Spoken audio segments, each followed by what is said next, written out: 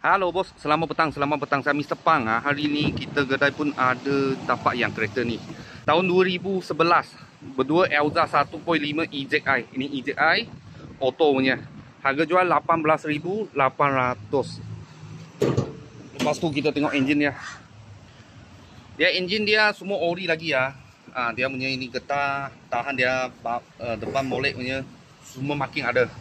Dia punya panel dekat. Enjin pakai twin cam lah, timing chain.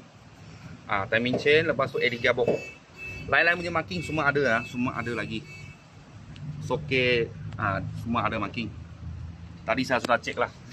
Okay, depan punya molek, ori ya, ori kereta baru sampai sekarang. Semua ori jinegam. Okey, dia punya cat kira okey lah, boleh tahan lagi. Dalam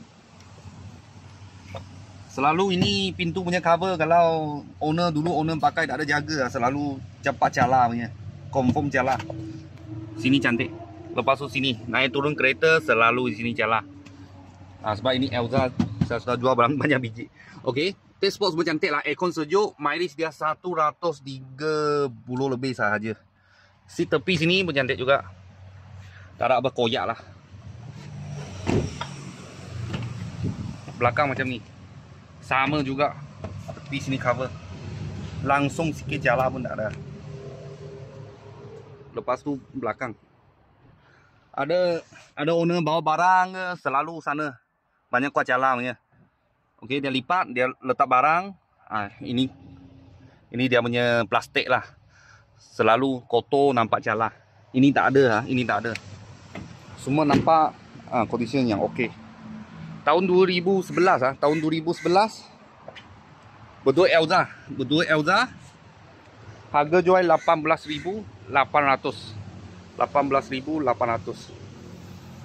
cash aja lah, untuk beli cash aja.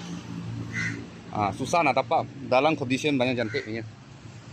Kalau bos-bos dan kawan-kawan saya tengah cari satu biji kereta MPV, lepas tu tahan lah, edge gearbox, timing chain, tak payah tukar timing wheel, kita sini ada sebiji. Sudah sampai seminggu macam tu lah. Kalau ada apa murah-murah kereta, saya akan video lagi. Thank you bos.